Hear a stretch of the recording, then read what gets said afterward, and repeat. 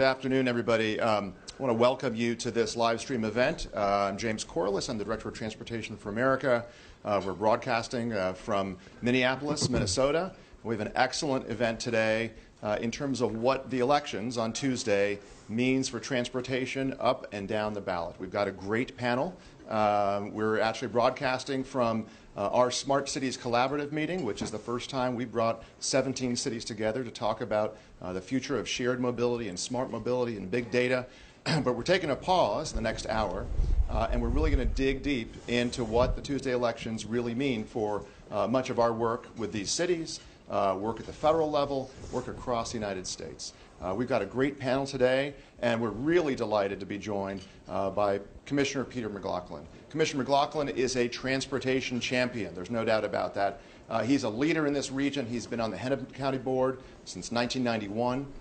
He really led the fight to raise dedicated funding for transportation and light rail and all forms of transportation, and also was really instrumental in opening up the Blue Line, the Hiawatha Line, that is now being built out into one of the best transit systems really in North America. So I want to turn this over to Commissioner McLaughlin. Commissioner, thanks so much for joining us today. Thank you, James. Thank you very much. And I too want to welcome you here to Minneapolis, and as we like to call it, Hennepin County. And it's great. It's a good day to be around people from smart cities. It's great. There are practitioners all over the country who are here today, and there's a lot to be learned. And I remain optimistic about where we're going as a country. The elections are going to give us some reason to move our feet a little bit.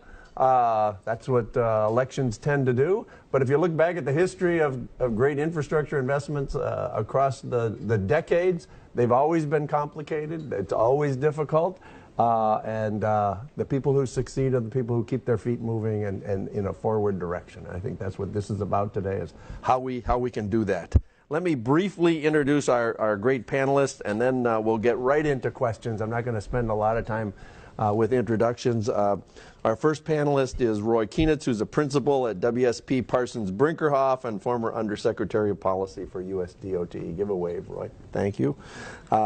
Next, Beth Osborne from T for America, Transportation for America.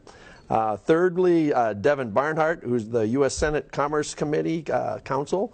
And fourth, Colin PEPPARD, who was Manager for Outreach and Strategic Relationships at the Office of Extraordinary Innovation, how about that, in Los Angeles Metropolitan Transportation Authority, and he has some reason to be smiling after the results of the election on Tuesday. And so let me jump right into this. There has been a lot of talk in D.C. circles, and it's starting to sprinkle out across the country, about one area where both Secretary Clinton and President-elect Trump agreed, which was on the need for an infrastructure investment package. There's been discussion of that, and what do we think about that? Is that real? Is it possible that we can get something put together that will be important? And what do we need to be thinking about in our localities in terms of our lobbying members of Congress and the administration about just what that new infrastructure package might be coming out of the chute? And I'll turn it over to Roy KIENITZ to talk a little bit about that. Thank you. So let me start with a little bit of just sort of information, and then maybe some how it could go well and how it could go not so well. As a candidate, Mr. Trump talked about infrastructure a lot. Our roads, our highways, our bridges, our airports, they're in terrible condition and we need to fix them. So I think to folks in our business, it's good to hear people talking about it, because for a long time no one talked about it. So that's an improvement. Late in the campaign, his campaign staff released a policy proposal with some detail in it. I would say that there's no evidence that this is a policy proposal which the candidate himself had sort of personally dug into the details of. But what's essentially being proposed is Mr. Trump used the phrase $1 trillion over 10 years.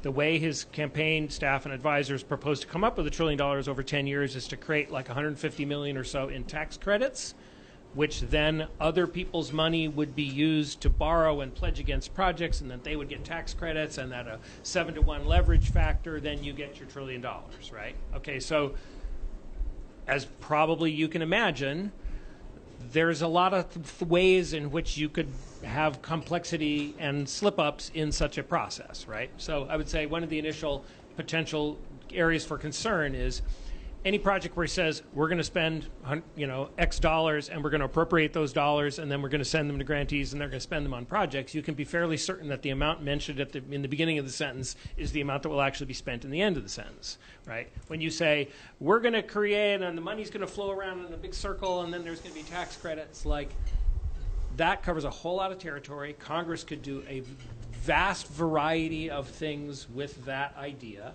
The proposal has been made that, it's $1 trillion and it will not impact the deficit because there's going to be so much more spending that the new tax revenues will offset any federal spending to create the tax credits.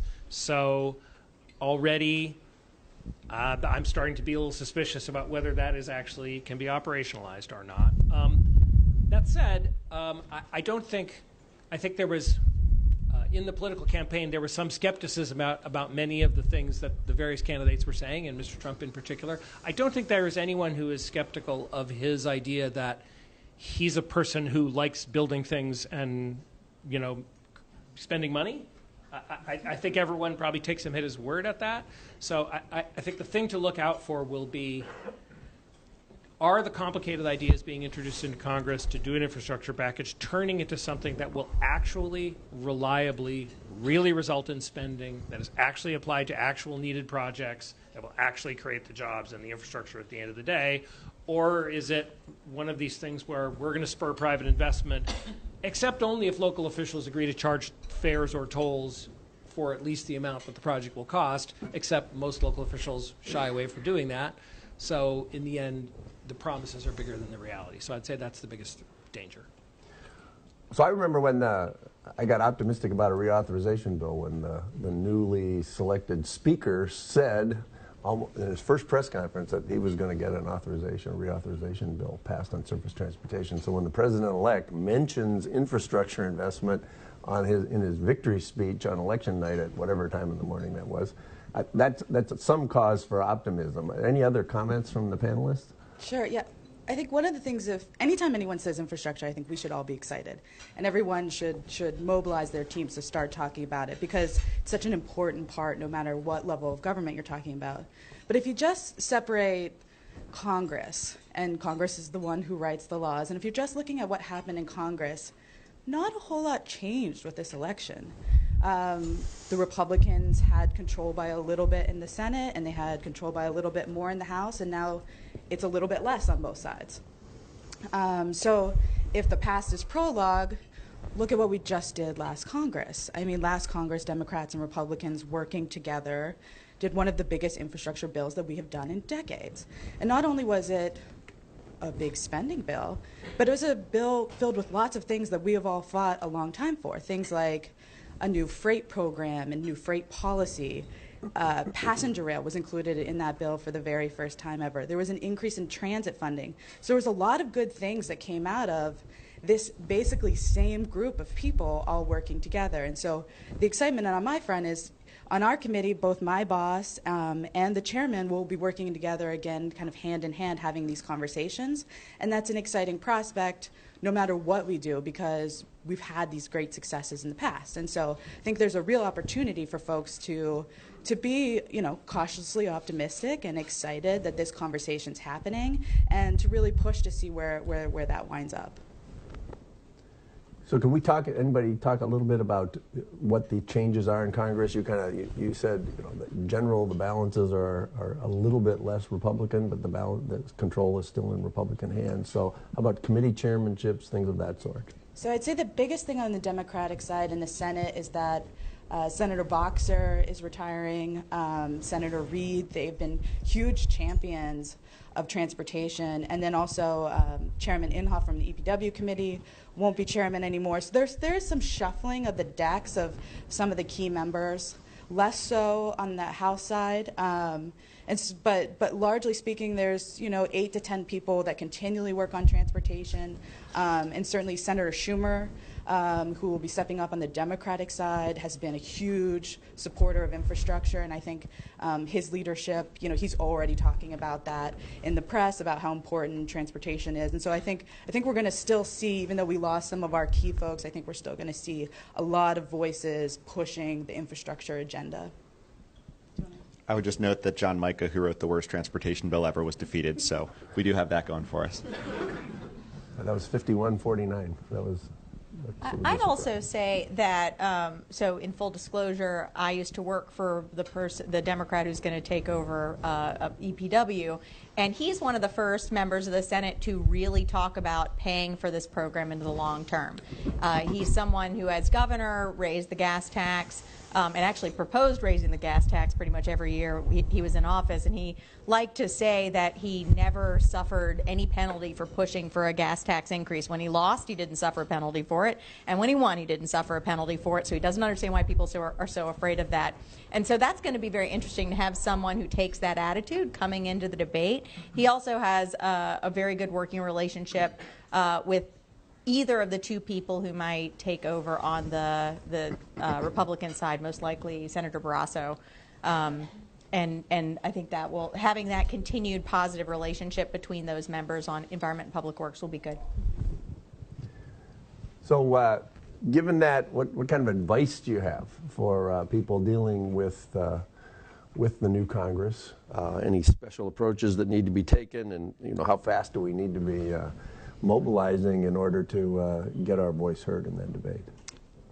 I think that one of the big things that we need to keep in mind, building off what Roy said with respect to President-elect Trump's infrastructure package, is that it's focused on projects that do have some sort of revenue stream attached to them, and projects that will provide investment quality opportunities for the private sector. And so Los Angeles Metro, the transit agency for LA County, has stood up a public-private partnership program that is seeking to take advantage of those kind of opportunities, but also making sure that we have the policy overlays on those public-private partnership opportunities to make sure that the public interest is really being served by them, because public-private partnerships, or P3s as people call them, can go really right for the public or can go really wrong for the public, and the devil is always in the details. So being able to take advantage of that opportunity for new private investment in transportation, while also making sure that public policy goals are being served, is going to be something that agencies around the country are going to have to figure out how to do to leverage this new opportunity, if indeed it comes to pass. I'd add, in terms of timing, there are other major priority issues for the Republican Congress that I think are going to jump out in front. They have made very clear that they want to repeal Obamacare, and I think it's going to be hard for them not to jump straight into that. They also, you may have heard, have a Supreme Court nomination to address, and that's going to be something they're going to want to get to very early on. Also, since so much of this infrastructure package is related to a tax reform or tax package, they may have to start work on that before they really start their conversation about infrastructure. So just kind of keep in mind that there are other burgeoning issues that are going to really draw folks' attention. And I would say one of the things that it's important to communicate is that you might want something other than just more money dumped into the trust fund. If you want something different than what you've always got, you have to ask for that. Because what Congress is going to do is what's easy. And if they can just go into the law and plus up the numbers for the trust fund and be done, that's what they're going to do. So if that's not what you want, and let me just say, none of your smart cities projects are on the list for the programs that are in the trust fund, then you need to speak up. You need to explain to folks that you need a different program, funding going to a different place, so that Congress does something other than just change numbers on the ledger.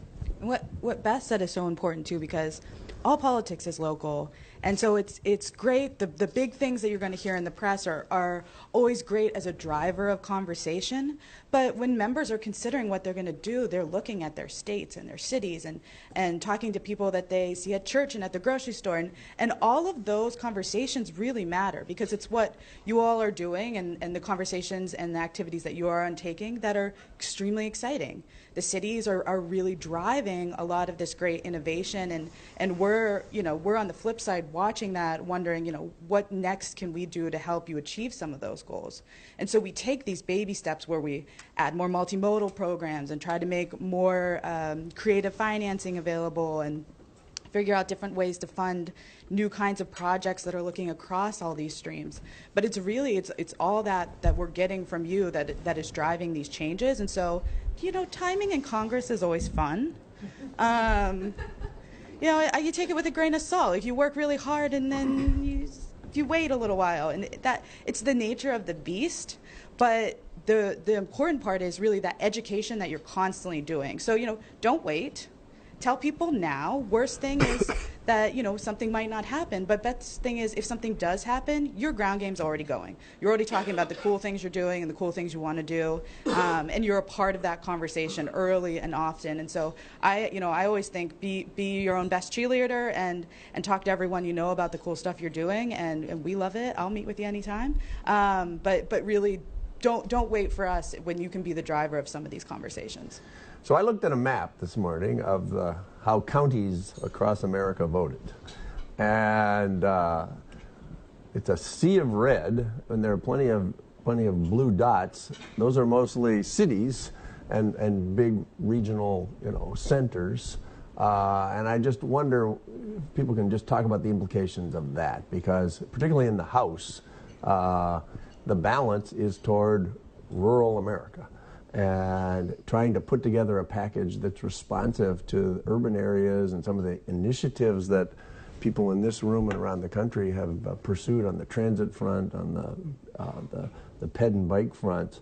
I think that's kind of tough sledding when you think about all those red counties out there in the congressional districts that represent. Right. So that sets up this tension, right? Which is you've got all the the voters that have supported the new incoming administration are in all of these red counties, which tend to be more ex-urban and rural, right? Those are the places where, if you're going to spend money on infrastructure, you're not going to be able to do it through a public-private partnership where you're going to charge all the hundreds of thousands of people that are going to drive or ride on your thing. That doesn't work in those places. And that's why the interstate system, it was originally proposed to be built with tolls, and what they figured out is the parts to connect the cities in between, not enough people would drive on them, and the money wasn't there, right? So, and then you've got an incoming administration where, to the degree that our philosophy has been articulated, it's private sector, business-like. Well, the projects that the private sector is interested in and that are in this business-like category are in big metropolitan areas, right? So that is a tension that's not a Democrat-Republican tension. That's a tension within the Republican family that they're going to have to work out. And it's very interesting, I would say, in the first half of the George W. Bush administration, there was a lot of focus on, like, why are we spending all this money on transit and why are we spending money on Amtrak? And it was sort of more the first group, why are we spending money in the big cities on all their problems? But by the second half of the George W. Bush administration, the consciousness sort of changed, and they became actually much more interested in urban projects because they could be done in this public-private sort of a way with revenues. And so they were actually, surprisingly, fairly pro-urban in their spending because they were doing the math.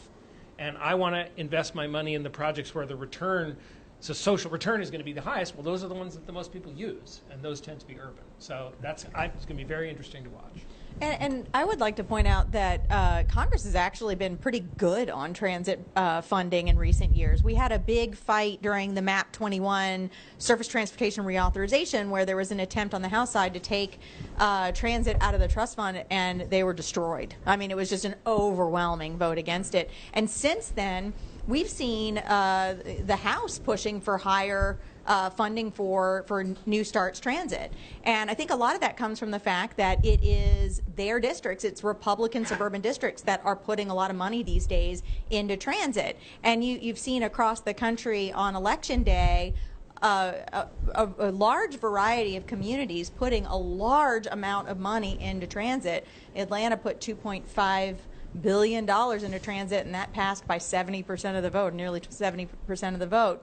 Raleigh has put money in, and a lot of this is for connecting the suburbs into the city areas that are often represented by Republican members of Congress. So I think that a lot of what has been partisan in the past, just because all politics are local, is becoming less so.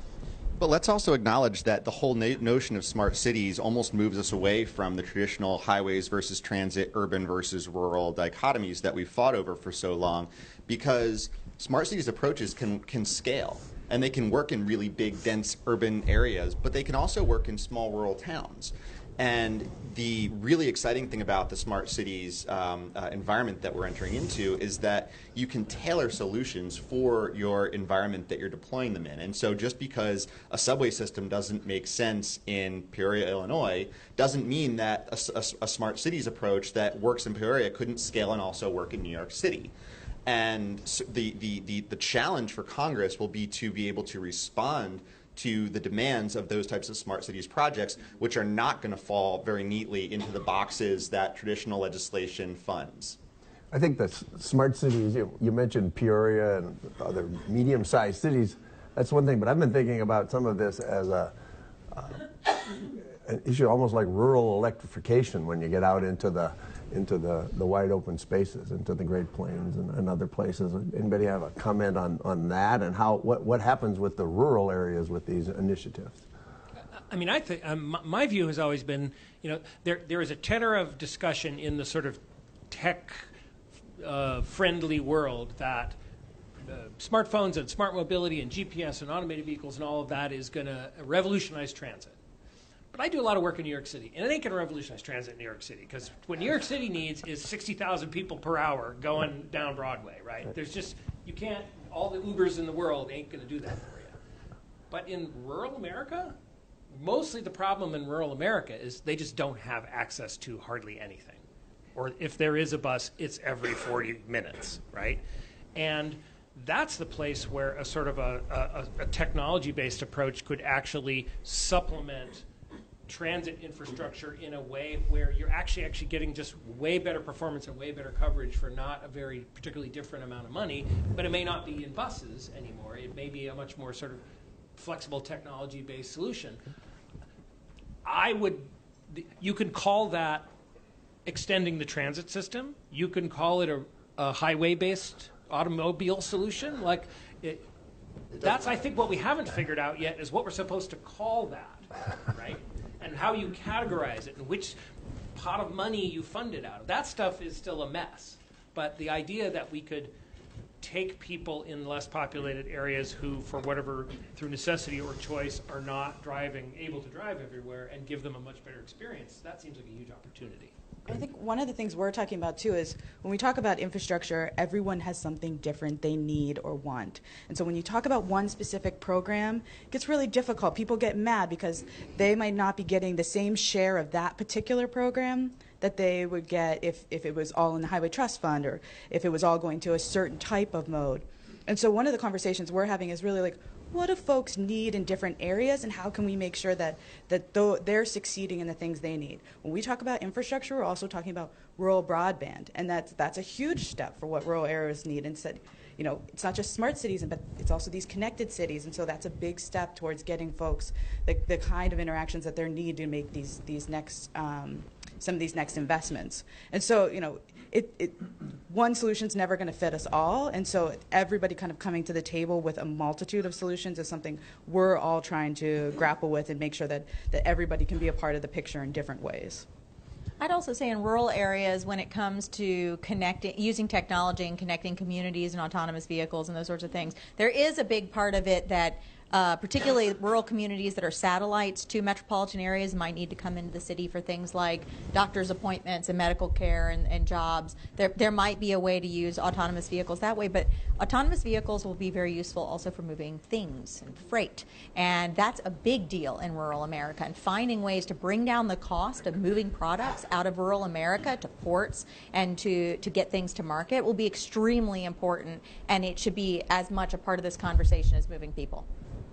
So let me morph back to Beth's earlier comment about local initiatives, and I'll ask Colin to talk just a little bit about what happened in LA County, and then get kind of a review of what happened around the country, because there's a lot of success at the local level. Yeah, sure. So we had a really exciting election night in Los Angeles County on Tuesday.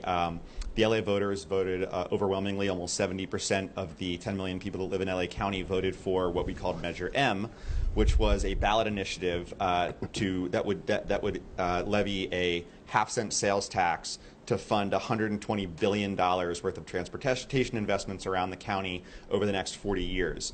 The majority of that funding is going to go to traditional transit expansion. There's a number of smart highway projects that we are also investing in. It will a substantial portion will go to active transportation, so bicycle and pedestrian facilities. There is a chunk of money that's specifically earmarked for innovation or smart cities approaches as seed money that to try and instigate some pilot programs to see what technologies might work and what don't. And it's an exciting night for us because, as I'm sure you all know, Los Angeles is kind of the poster child for congestion and delay on our highway system. There aren't the best transit options. It's been getting better and better and better since voters have continually approved measures, the last one being in 2008, to tax themselves to invest in a world-class public transportation system. But LA Metro was just one of a number of different cities or counties around the country that affirmatively voted to tax themselves to invest in the type of infrastructure that they need. And for us, 80% of our funding is local at this point, and very small amounts are federal or state.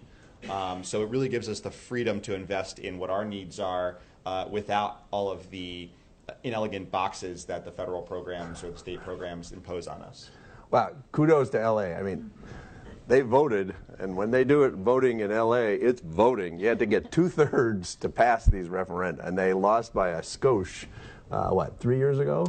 Yeah, 2 years ago. 2 years ago. Measure J failed by 0.1% of the vote. And so we came back with a better plan and rethought the projects and had a real interesting performance-driven bottom-up process for developing what the project list was, where we said, let's take the projects out of the conversation and say, what are we trying to achieve in terms of public health, in terms of air quality, in terms of accessibility, in terms of equity? What are we trying to achieve with our transportation investments? Let's create a performance matrix for what we think the priorities should be, and then we'll take the projects and screen them all according to that. And the ones that perform the best are the ones that get the priority funding. So that was our approach to doing so, to try and bring a level of, not just saying let's build some shiny things, but let's make sure that they're really going to deliver the outcomes that we want, not just the inputs that we are looking for in terms of our neighborhoods.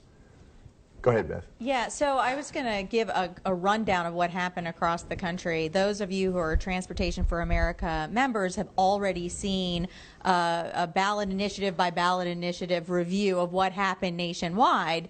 But just in brief, there were 5 statewide initiatives. 2 of them in New Jersey and Illinois were to create a lockbox for transportation funds to make sure they can't be diverted elsewhere, and they both passed. There was one in Maine that was $100 million for transportation, most of which was for highways, but 20% of which was for other modes. And then there were 2 initiatives in, I believe, Washington, Oregon, that were broader tax initiatives that had a very small portion for transportation that did not pass, but they were not really transportation initiatives. At the local level, there were 12.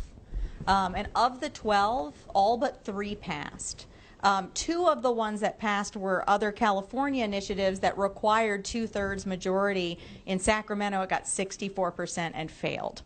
So it still had strong support. It just couldn't reach the 2/3 majority. When you look across at the other areas, you've got Indianapolis that voted for a strong amount of funding dedicated to their Indigo bus service and for BRT. There's dedicated funding for transit for the first time in Raleigh. In fact, all the measures that passed were for transit except for one in Fulton County, Georgia, which is for highways, and one in Atlanta. Atlanta had 2. One was for MARTA, $2.5 billion for MARTA, and the other was for bike ped trails. It's a really extraordinary amount of focus at the local level and across the country in places from Oregon to South Carolina on transit. Any other comments or lessons that we learned from the referenda? I mean, the lesson I learned is the more focused it is on transportation and the more focused it is on a local community, the easier it is to pass. I also it is extraordinary the level of interest in supporting transit. I think that there's a great thirst. We've really underinvested in that mode of transportation across the country, and people have realized that they can't wait for the feds to come pay for everything. And those communities that are raising money locally are better able to leverage the money at the federal level, and they've learned that lesson and they're doing it very well. I think our biggest lesson was that you really do need to focus on the outcomes as much as you do the individual projects. Everybody loves their project, but that turns into a food fight very quickly. But when we can all agree that this plan, this program of projects is going to deliver 15% less traffic congestion, is going to deliver 467,000 jobs, is going to deliver significantly better air quality, is going to deliver reduced greenhouse gas emissions, is going to deliver greater equity so that low-income communities are going to be better connected to job centers and ladders of opportunity, as Secretary Fox says. Those are the types of outcomes that people vote for. And getting the community at large, 10 million people large in our case, to vote for those outcomes rather than for this project or that project really puts the focus on the fact that transportation is a means to an end, not an end in itself. So that'd be extraordinary innovation you're talking about. It's the only kind they do. That's right. Roy? Ordinary innovation is another department. Exactly. Right. You have anything else on this? The other lesson, I'm not sure how practical this is, but one of the things that we saw in Southern California this time around, and that we've seen a lot of places, and I believe here in the Twin Cities too, which is one of the biggest predictors of whether or not your local ballot measure for transportation funding will win this time, is if it's not the first time you tried. What mostly happens is a group of people get together and they get really excited, and you get enough momentum to create this thing and get legislative approval, or you get the signatures, and you go up and you lose. And hopefully, if you do what they did in LA and a lot of other places, which is you actually sit down and you try to learn from your loss, and you try to figure out why did this not pass, and you change it and you fix it and you make it better and you come back and you win. And so that's one of our major pieces of advice to folks is always is do not get discouraged if you lose. The people who are winners are the people who used to be losers but didn't quit. And so if you need to be one of those people. That is great advice. So I'm going to turn to the audience for questions here. And while you're thinking of your questions, I'm going to ask one unfair question, which is going to be, how should we be thinking about the cliff we fall off of in 2020 when the current Reauthorization Act goes by the board and there's no more money from the Federal Reserve Bank to keep the trust fund solvent?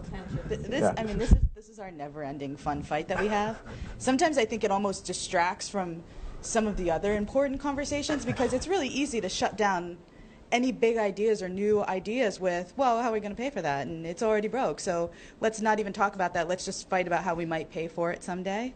And so, for folks, I think it's also important to somewhat set that conversation aside. It's a fun conversation to have. But there are a lot of smart people thinking about that constantly in the tax world. I am not a tax person, but I trust that they are thinking about strategies to do it. And Congress typically, when the deadline arrives, steps up, or at least punts for a little bit, and then steps up and finds a solution. And so I just hope that everyone doesn't spend all their time thinking about the one side when there are very big benefits from gaining or from thinking about how we do some of these new innovative ideas. And we'll have this conversation in 3 years. We'll still be having this conversation. We'll be answering this question forever. And so my hope is to say, yay, let's find a way to fund it, but also what are we going to do with that money, and what are some of the real solutions that come out of it?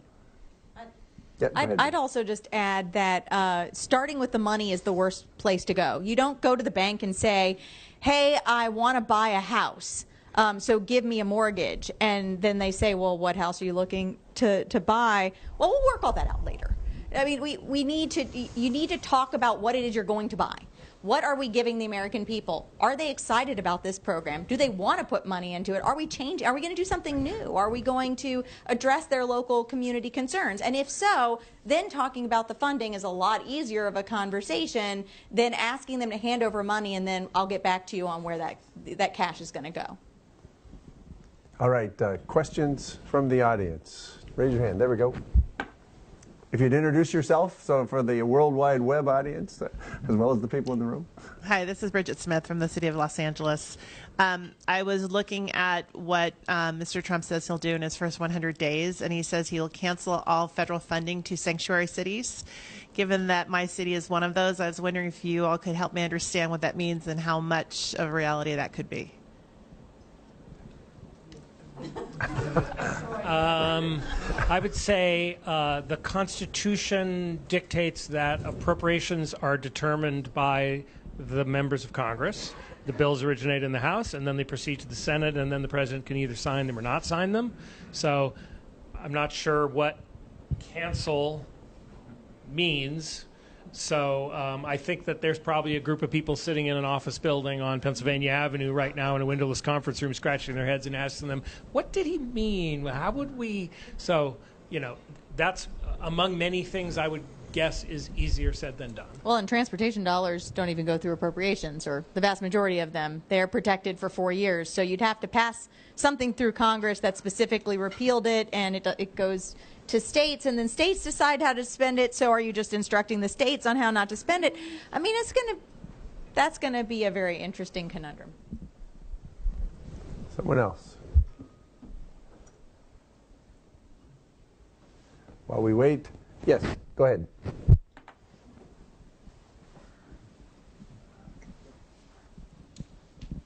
Philip Shafter from the Minnesota Department of Transportation. We've used tax credit financing to fund affordable housing in this country for decades now. That's often also resulted in very complicated financing deals, a lot of extra lawyers involved with projects. Are there lessons we can learn as we head into a potential world where we're using tax credit financing in public infrastructure related specifically to roads and transit? I think the lesson is it's going to be a good time to be a bond lawyer, because they have been very clear that they want to use some kind of a tax-based vehicle to be at least a core of a new infrastructure package, perhaps the whole thing, perhaps just some portion of it. Tax credit bonds for transportation have been kicked around for at least 20-some years. I mean, I remember we passed a bill in the Senate in the 90s to do tax credit financing for intercity rail and Amtrak. The House never quite took it up. So this has been around a long time. There's tax credit financing for certain types of energy projects. It's a world, as the gentleman mentioned, that there is a community of people out there who know how to do these. There are a whole bunch of different ways to do tax credit financing, right? So which of those you pick could have a very big effect on how much money really gets made available, which projects get selected, what the private sector participation is. So a lot of devils in a lot of details with that, but I think it would be fair to say with a Republican House, a Republican Senate, a Republican presidency, we are going to be seeing more public-private partnerships. That's just the reality of it. And we had a little experiment on tax credit financing, or a type of tax credit financing or something similar with the Build America Bonds program that came out of the stimulus. And the other thing that we have in this country is a really robust and healthy municipal debt market. And that's something that is a little bit unique in the United States. And what we found with the Build America Bonds program is that there was a substantial impact on the municipal debt market that a lot of people weren't happy with. If people are going through tax credit financing instead of municipal bonds, those are distortions in the market that I think that a lot of members of Congress have been reluctant to experiment with that again when they know that it's going to actually impact a very healthy debt market that exists currently. What's President-elect Trump's position on tax-exempt bonding? It's been a policy issue that we don't know. Okay. All right. Over here. Question. We've seen... Could you introduce yourself? Yes, Ryan Westrom from Washington, D.C., the District Department of Transportation. And we've seen news that Shirley Ibarra is going to be on the Trump transition team tasked with transportation. And I would be curious to hear any thoughts that you guys might have in terms of what that may mean for transportation and for the future Secretary of Transportation and the U.S. DOT. Yeah, I would say we shouldn't read too much into that with regard to the personnel decisions that are going to be coming. I haven't heard anything that I would describe as reliable about who would be a Secretary of Transport, something like that. Shirley is someone who has been in the business a long time and who many of us know fairly well. She's an intelligent, seasoned professional. I mean, she has worked for Virginia DOT in the past. She's worked for U.S. DOT in the past. Not someone with whom I agree on all the specifics of transportation policy, but a completely legitimate, intelligent, experienced person. These days, she works for the Reason Foundation, which is very interested in privatization of highways, of air traffic control, of other things. Whether or not that's part of the Trump agenda or not, we don't know yet, but it's certainly part of the agenda of either who is or was until yesterday her employer. I don't know how they're handling that. So. And I'll say, when I was a staffer in the U.S. Senate, I actually worked with Shirley and the Reason Foundation quite a bit on initiatives to give governors greater latitude in adding pricing elements to their transportation systems. If governors choose to use a toll to fund or finance a transportation investment, right now there are some significant restrictions at the federal level for where and how you can do that. And the Reason Foundation was actually, we worked very well with them on developing approaches to say we should give governors more latitude to be able to add tolls or pricing to their systems to manage congestion, to generate revenue, to invest that revenue in infrastructure, and to enable more public-private partnerships. And so this is something that the rest of the Republican Party has traditionally been very hostile to, the idea of adding tolls and prices to previously free facilities. So that's going to be a very interesting discussion from a policy standpoint going forward, because a lot of cities that are some of the most congested places in the country could do the most with a tool in the toolbox, like being able to have some more flexibility on pricing their system. LA Metro has been working to institute a number of managed lanes in which you have your free option, or you can pay a small fee to have a faster and congestion-free trip on a tolled option. And that toll raises and lowers based on the time of day. And we are looking to potentially expand that network and connect it in more ways. So this could really help us deal with some of our most intractable congestion problems if we can get community buy-in and we can get the appropriate approvals if they can give us those tools. And the president-elect is from New York, and they're not unfamiliar with tolls in that area. John. John Doan with Self-Driving U.S. and Hennepin County. Definitely see this tide of kind of anti-establishment, whether it's policies or people. Wondering how you can speak to what does that mean for the private sector's role in this new administration, particularly with new innovations like autonomous vehicles on the verge of really hitting the mainstream public as a mobility option, the same as shared use mobility, what we're seeing in Pittsburgh with the trials that Uber is doing with a number of other manufacturers out there that are really trying to position themselves in this space. What's the role for the public sector in this? NHTSA has regulations that they've propagated, at least draft guidance. Where should this all go? So that's actually our office at LA Metro, the Office of Extraordinary Innovation, was established specifically to answer that question. The question of what is the role of the private sector in driving an innovation agenda. We've seen such a huge explosion of new mobility options in the past 5 to 10 years. The public sector can't possibly keep up with that. We operate under much different scenarios and constraints than the private sector does.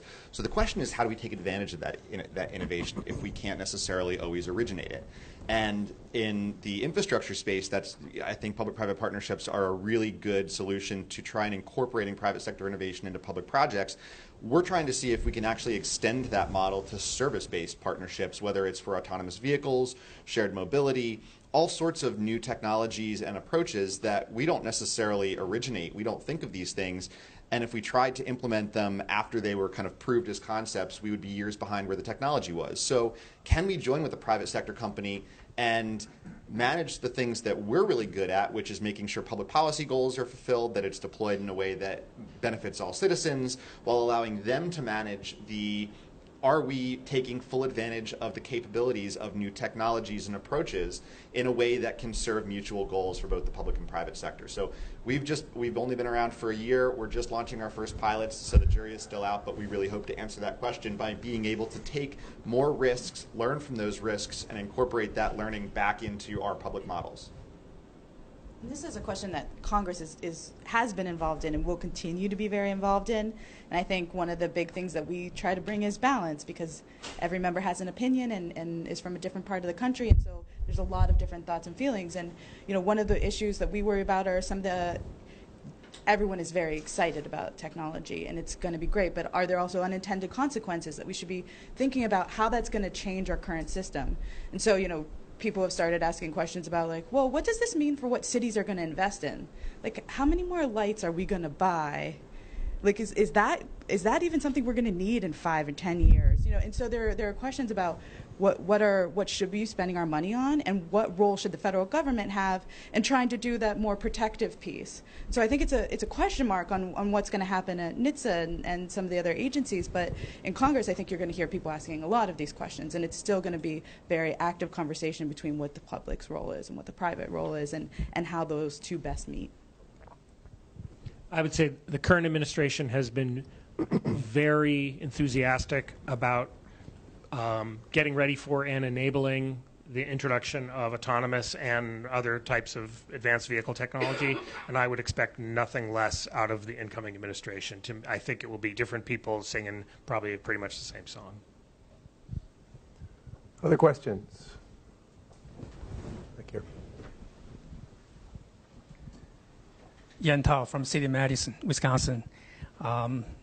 As I and other colleagues working with lots of private sector partners bring the new technologies to reality, we heard complaints from the private partners regarding, the different regulation bodies didn't have the all standards set up as quickly as it can, so that they are concerned about making mistakes, and would be very costly to fix them in the future.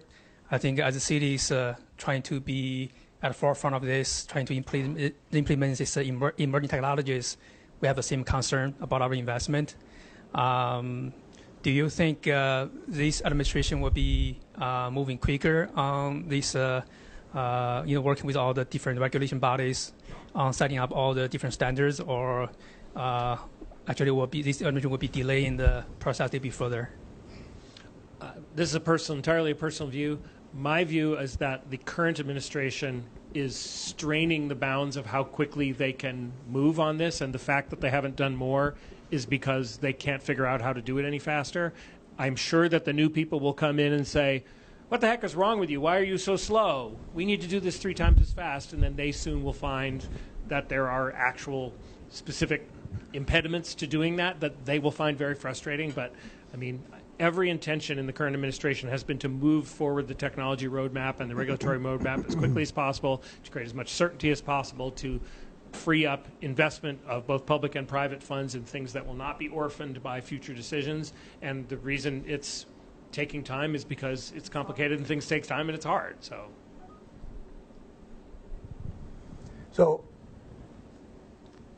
bike used to be a 4-letter word. Is it going to become a 4-letter word again, you think?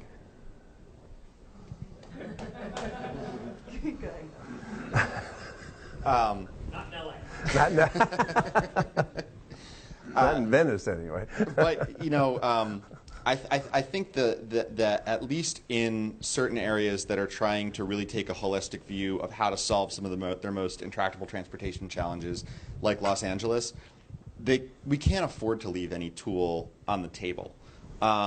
I think that there has been a real awakening in cities, but also in suburbs and small towns around the country, that bike can actually be a really effective tool. Not for everybody, but for some people. And there's a lot of support for and a lot of investment in, from both the public and private sector, systems that allow people to bike more safely and more easily and more conveniently. And so are we going to mandate that every city in the country has a bike share system with this next administration? Probably not. But will the administration get in the way of cities that want to do that? I think that that's going to be it just doesn't strike me as a fight that they'll want to take on at this point when there are much bigger fish to fry. Yeah, I've always found this debate rather interesting because on one hand, when you're in Congress, there will inevitably be some language that says that we just shouldn't spend money on bike ped infrastructure, and a lot of people are more agitated by one or the other, but usually they get lumped in together. And then that same district or member will be pushing a tiger project that's bike ped. You know, and my former boss, Secretary LaHood, used to kind of make that comment a lot, that you hate it until it's yours. And I will be very interested to see how that continues to play out. In the Obama administration, they were very friendly to those applications when they came into competitive grant programs like Tiger. I don't know if it will reach the same friendly audience. Does that create an interesting dynamic with those same members who used to be able to fuss about it in general but then support it in their district when they don't have a friendly place to go to? I don't know. And we thank goodness for some of the work that the cities have already done, because in Washington, D.C., where we have bike share, it's a real game changer for folks, and not in the way that you would think, not in just oh, people are green and they like to take bikes. It's a game changer when Metro isn't running in a particular area at certain times and you need to get home. Or during the earthquake, a lot of DC had an earthquake. It was very upsetting for all of those who don't live in California. I just fixed my house after the earthquake from like 4 years ago. We're still working on all the monuments. It's great. But bike share is one of the only ways that we're operating that day. And so bikes are filling in a way that people hadn't thought about, both in an emergency and in safety situations. And it's becoming a regular part of the transportation system where these kind of bike share systems work in urban areas. And so, you know, I think that great work doesn't matter so much if at the federal level it's a harder conversation to have. At the local level, we can see it working, and so that excitement is going to naturally kind of generate support down the line, even if it takes much longer than we all hope for. Well, and I'll also point out that this administration has funded a lot of projects in small towns, like Foley, Alabama, and in Dubuque, Iowa, and places like that. And those projects have just come online, and people are enjoying them, and neighboring towns will see them and want them too. And so I think the fact that a lot of these projects are happening and have happened in small rural towns and small cities helps to make it not appear like a solution that only makes sense in a large urban setting. So Alta is actually doing some work with the National Association of Counties on rural applications of bike ped improvements, and that's going to be finished up within the next few months. So that's going to be a good resource, I think, for people to take a look at. Other questions? I'll ask a question. Okay, go ahead, James. So we've got all these great folks here from cities around the country, and we had some excellent sessions this morning where we had talked about the Smart City Challenge, USDOT, $40 million on the table, one grand prize winner, 77 cities that didn't win.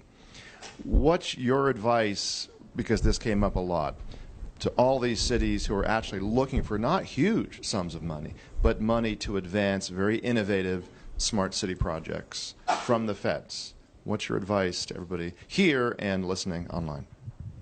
I would parrot something that Beth said, which is there is no substitute for, if you have a need and you think would be a good investment for the federal government to have an ability to make grants in this area, you need to go tell your elected representatives that exact thing.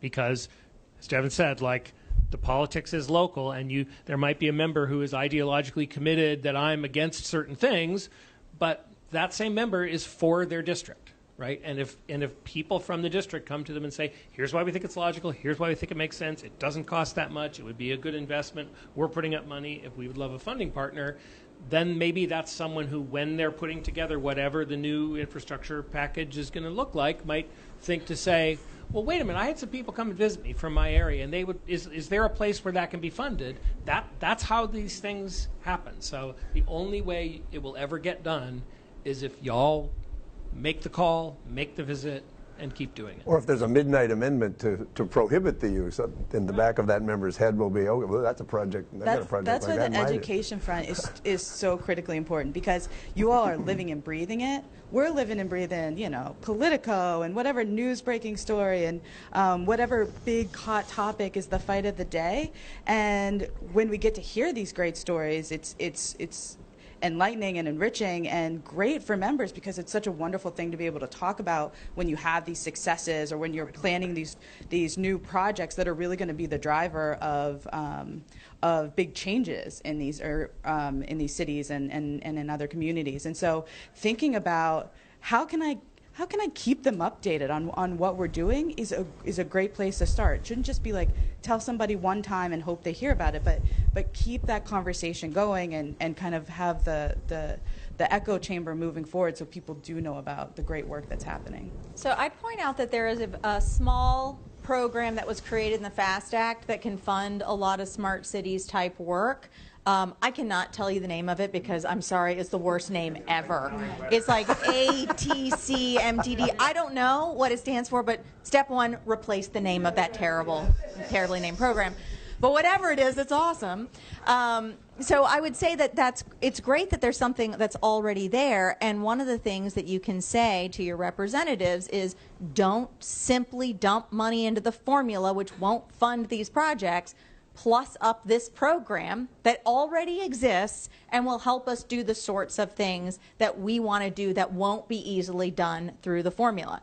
Now, I will say there has been a heavy movement to place the authority and the funding from the feds in the hands of the states. And if there is not a successful movement to put more money into different programs, then the responsibility is not on your feds. It is, you need to go to your state legislators, you need to go to your state DOT. They are the emperors of this program and they are sitting on all the cash, and tell them that if they didn't help you find funding for these programs that you need help for, then it's coming out of their budget and you need their help. So it's a federal play. Yes, it's definitely something to talk to the feds about, but right now and without a change, it's really focused on your state DOT.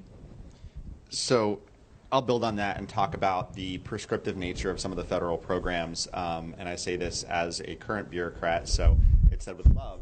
Bureaucrats are really good at drawing certain boxes around things, about putting very specific instructions for you can use it for this but not this, and if you use it this way you need to report that, and it becomes very, very challenging to do anything other than what that particular bureaucrat that wrote that regulation had in mind when they wrote it. And we all know that the world doesn't work that way.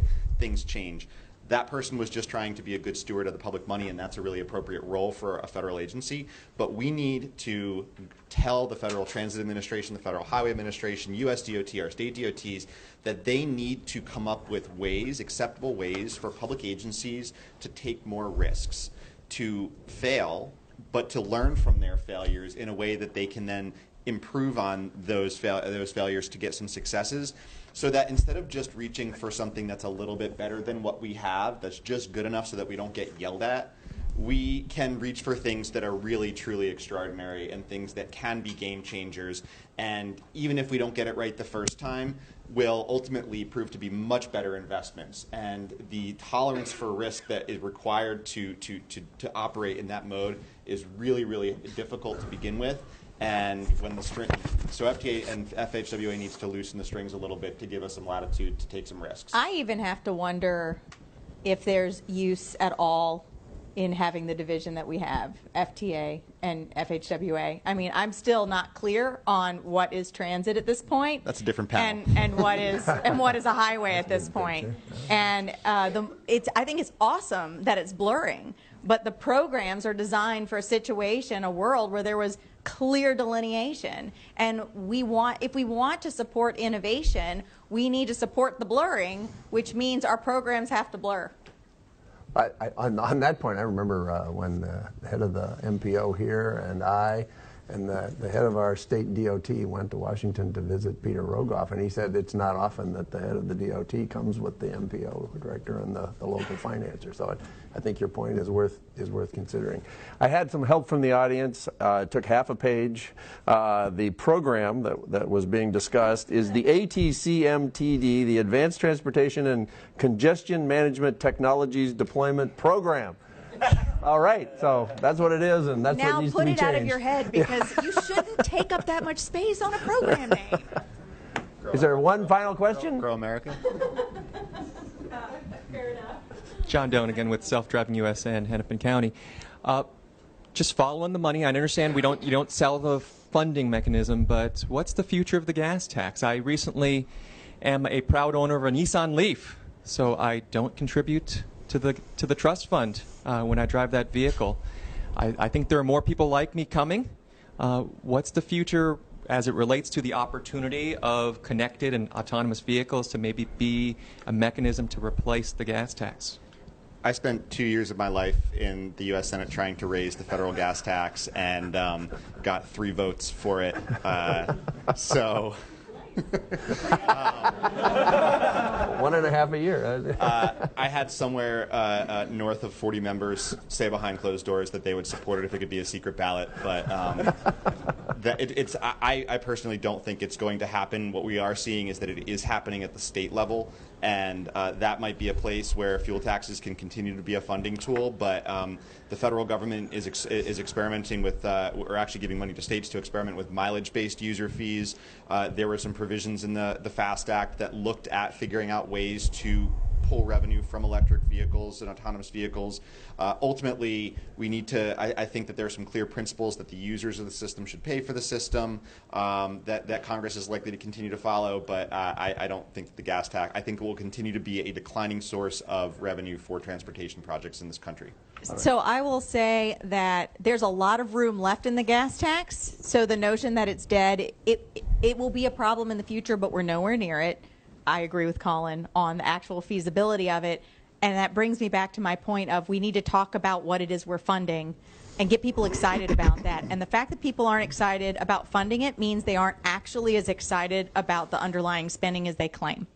So I think there needs to be a little bit more conversation there. There's a lot of exciting things we can do with congestion pricing. There's a lot of really interesting things we can do even on the AV front and VMTs. One thing I think we need to be having a conversation about is if we're going to move into automated vehicles, how much do you charge someone for moving an empty vehicle? And it should be extraordinary. One last question. Yeah, hi. Can you hear me? My voice carries. So you mentioned that the state DOTs are gatekeepers, oftentimes, of the federal money. As you may imagine, the DOTs don't always have the same interest, especially of the cities.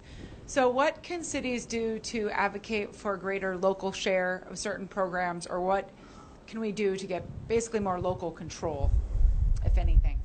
So I will say that I spent almost 10 years on Capitol Hill, and we heard from our state DOT with great regularity, and we did not hear from the cities with regularity at all on this. They are just simply, on the transportation bill, they're not very involved. So I think that that's step one. I think you need to be very clear about what's not getting funded and why.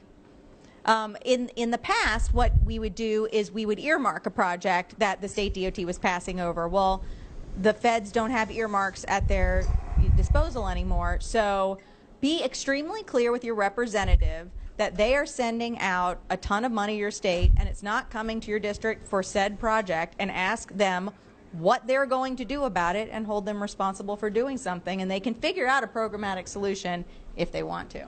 And this is one of the main reasons why Tiger is so popular. And so I think sometimes people will take Tiger for granted, or they get upset because they didn't get a grant in this round or the last round. But those programs, the success of those programs, are the real drivers of the local voice and working through the federal government. So the continued support for those is absolutely necessary, and no one should take them for granted, because everything, is always up for discussion. And so if those programs work for you and you want more funding going to the locals, you have to support those programs. And that program is currently 1% of the program, and it's not guaranteed. It's not in the trust fund. And again, I will say that as long as the states, and they fight very hard to maintain their power of this program, and people don't then turn on them and hold them responsible then for owning the program. And you could go a lot further with your state and your state legislators in saying, you all fought to own this, well, now you own it, and we expect some of these funds to come to us. And my advice to some city people here is think about going arm in arm with your counties as well, and being a stronger voice for more local control. I think we're ready to wrap it up here. I just want to say that this had less than 2 days after the polls closed. This has the feeling to me of the first day of the rest of our life, giving us advice about how to live that. So let me ask you to join me in thanking our great panel today. And one last plug, James, before if you're hanging around, get on a bike. It's Minneapolis, the #1 biking city in America, and we have the #1 urban greenway, the Midtown Greenway, that goes through my district. And don't miss the Mississippi River and the falls. It is absolutely gorgeous on the Stone Arch Bridge, and it's still a beautiful day, a beautiful fall day here in Minneapolis. So thank you very much, Commissioner McLaughlin, yes, for ably facilitating the conversation. I want to thank all of you. I want to thank everybody on the web. A couple of things just to close. We are part of Smart Growth America, Transportation for America. We've released an excellent transition guide. It's on the smartgrowthamerica.org website, the t4america.org website. Excellent, very concrete recommendations for the next administration. So I recommend that to everybody. Also on the T4 website, we have a tracker on all the local ballot measures. I mean, I think among the many things that I heard this afternoon, which we would impart to everybody, both here in the room and online, is those local communities that can raise their own money, can put their destiny in their own hands, are going to be the most successful in the years to come, regardless of who's in the White House and the administration. Take the conversation out to the Twitter sphere. At T4America is our handle. The website is at t4america.org. A shameless plug to become members. Beth mentioned being a member of T4. We're going to give you, I think, some of the best advice and insights possible if you are members, cities, agencies, organizations in the months ahead, because you're going to need it. And by doing that, I think you're all going to be much better off when it comes time to dole out the $1 billion in the infrastructure package in 2017. So again, thanks everybody, thanks online, and we'll talk to you all soon.